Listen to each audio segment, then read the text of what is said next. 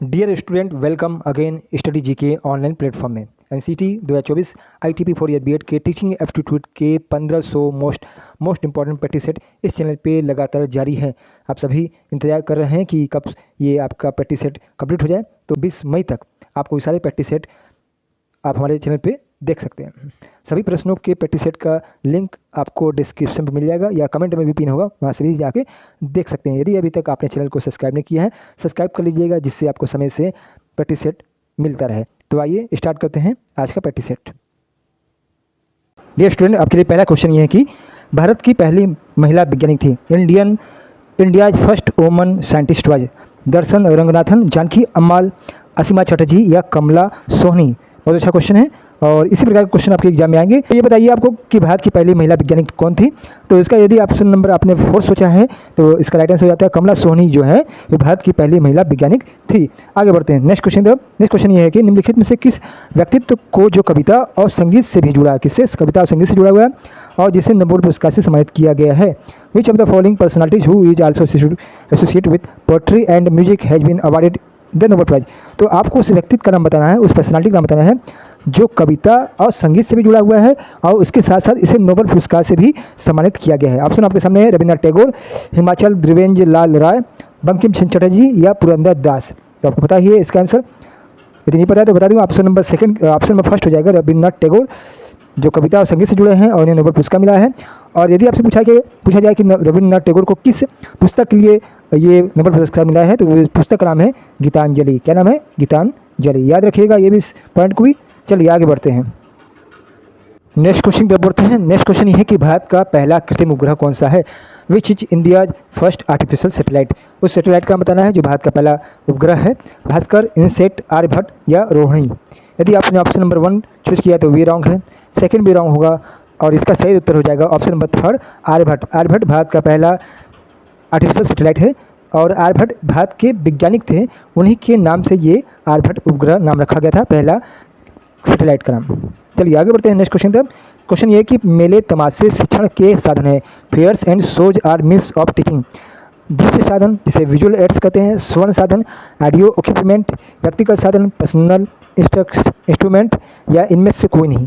तो जो मेले और तमाशे होते हैं, फेयर्स एंड शोज होते हैं, वे जो टीचिंग के जो मीन्स हैं वे हैं ऑप्शन नंबर फर्स्ट हो जाएगा विजुअल एड्स, मतलब दृश्य साधन है। नेक्स्ट क्वेश्चन पे पढ़ते हैं। नेक्स्ट क्वेश्चन ये है कि भारत में दूरदर्शन पर शैक्षणिक कार्यक्रमों का प्रसारण कब हुआ। When did the telecast of educational programme start on Doordarshan in India.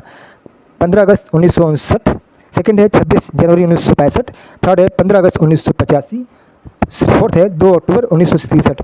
तो उस वर्ष को बताना है कि जब DD1 पे दूरदर्शन पे पहला शैक्षणिक कार्यक्रम शुरुआत किया गया, उस डेट को बताना है। तो इसका राइट आंसर हो जाएगा, यदि आपने ऑप्शन नंबर 4 सोचा है तो गलत हो जाएगा। ऑप्शन नंबर इसका जो राइट है फर्स्ट हो जाएगा, 15 सितंबर 1959 को ये कार्यक्रम स्टार्ट हुआ था। चलिए, यदि अभी तक आपने हमारे चैनल को सब्सक्राइब नहीं किया, सब्सक्राइब कर लीजिए और इस सेशन को जरूर से ज़रूर आप लोग लाइक ज़रूर कीजिएगा, तभी आपको नेक्स्ट प्रैक्टिस सेट देखने को मिलेगा।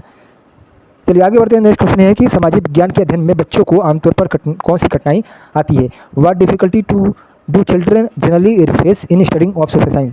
तो सोशल साइंस जब बच्चे पढ़ते हैं तो उनको कौन सी कठिनाई आती है ये बताना है।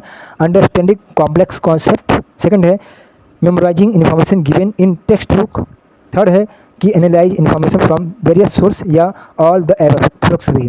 तो बच्चों को जो जब सामाजिक विज्ञान का अध्ययन करते हैं तो उनको जो जटिल जो होते हैं कॉम्प्लेक्स जो कॉन्सेप्ट होते हैं उनको समझने में कठिनाई होती है, ये बात तो फैक्ट है। सेकंड है कि पाठ्य पुस्तकें जो तो होती हैं, जो किताबें होती हैं, उसमें जो जानकारी दी होती है उसको याद करने में कठिनाई होती है, ये भी ऑप्शन सही हो जाता है। थर्ड ऑप्शन देखते हैं विभिन्न स्रोतों से जानकारी का विश्लेषण करना। तो पुस्तकों में जो विभिन्न स्रोतों से जो जानकारी उसमें प्रस्तुत होता है उसका वे विश्लेषण करने में उनको कठिनाई होती है। इस प्रकार से जो राइट आंसर हो जाएगा ऑप्शन नंबर 4 हो जाएगा उपरोक्त सभी, ये इसका राइट आंसर हो जाएगा।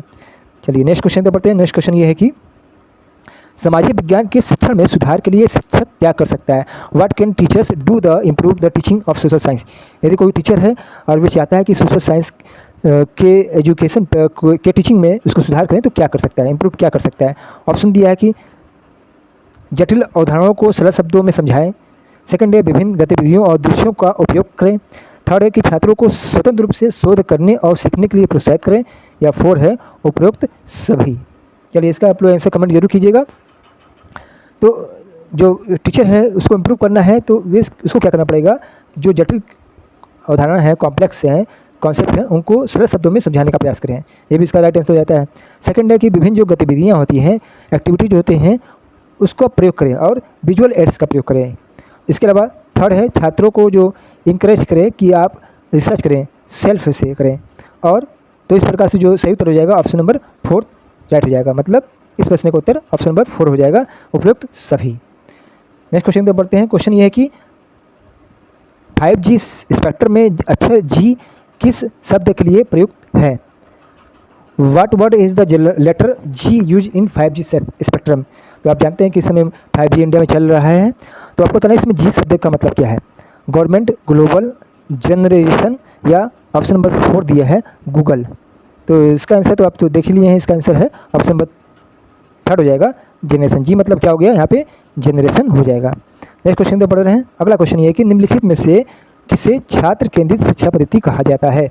विच of the following is called student centre education system? तो इसमें से कौन सा सिस्टम है जिसे हम लोग बोल सकते हैं कि स्टूडेंट सेंटर एजुकेशन सिस्टम है? ऑप्शन फर्स्ट दिया है कोऑपरेटिव लर्निंग, सहकारी अधिगम। सेकंड है इंक्वायरी लर्निंग, पूछताछ अधिगम। या थर्ड है बोथ 1 और 2। और फोर्थ है डायरेक्ट इंस्ट्रक्शन।